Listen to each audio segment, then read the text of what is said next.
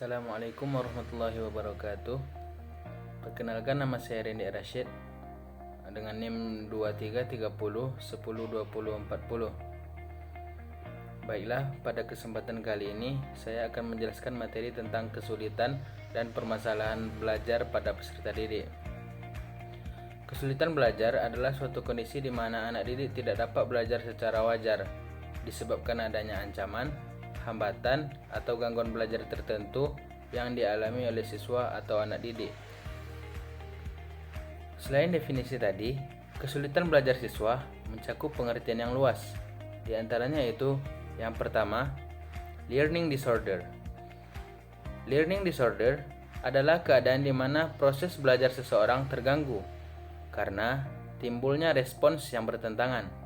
Intinya, hasil belajar yang dicapai akan lebih rendah dari potensi yang dimiliki.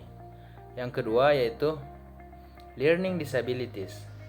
Learning disabilities adalah ketidakmampuan peserta didik yang mengacu kepada gejala, di mana peserta didik tidak mampu belajar, sehingga hasil belajarnya akan berada di bawah potensi intelektualnya. Yang ketiga yaitu learning dysfunction. Learning dysfunction menunjukkan gejala di mana proses belajar tidak berfungsi dengan baik, meskipun pada dasarnya tidak ada tanda-tanda subnormalitas mental dan gangguan-gangguan psikologis lainnya. Yang keempat yaitu underachiever. Underachiever mengacu kepada peserta didik yang memiliki tingkat potensi intelektual yang di atas normal, tetapi prestasinya tergolong rendah. Yang kelima yaitu slow learner. Slow learner adalah peserta didik yang lambat dalam proses belajarnya, sehingga membutuhkan waktu dibandingkan dengan peserta didik yang lain dengan memiliki taraf potensi intelektual yang sama. Selanjutnya yaitu faktor-faktor yang menyebabkan kesulitan belajar pada peserta didik.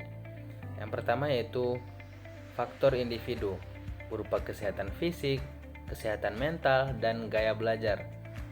Yang kedua yaitu faktor keluarga berupa kondisi emosional di rumah, dukungan dari orang tua, dan latar belakang pendidikan orang tua.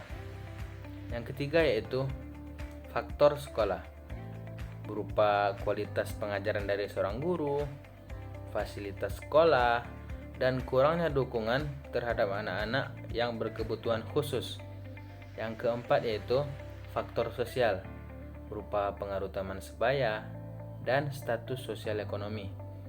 Yang kelima yaitu faktor lingkungan berupa kondisi lingkungan fisik dan akses ke teknologi.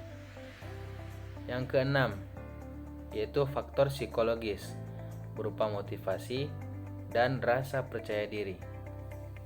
Selanjutnya yaitu implikasi dalam pembelajaran yang memiliki 3 teori utama, yaitu teori humanistik, teori behavioristik, dan teori kognitif. Yang pertama, teori humanistik. Teori ini menekankan perkembangan pribadi dan potensi manusia. Belajar dipandang sebagai proses yang holistik, di mana aspek emosional, sosial, dan kognitif individu diperhitungkan.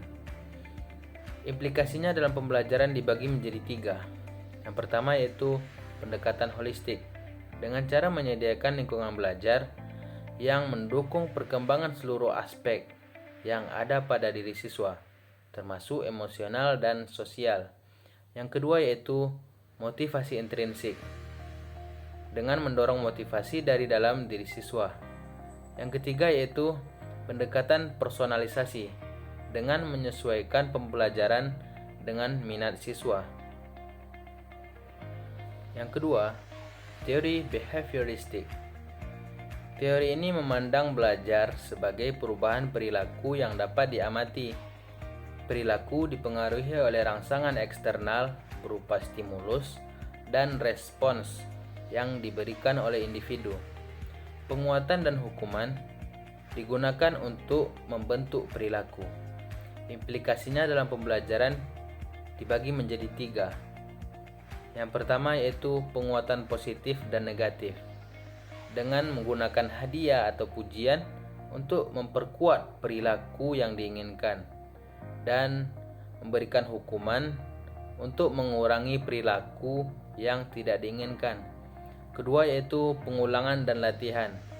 Dengan menekankan pentingnya pengulangan dan latihan dalam pembelajaran untuk menguatkan ingatan dan keterampilan siswa.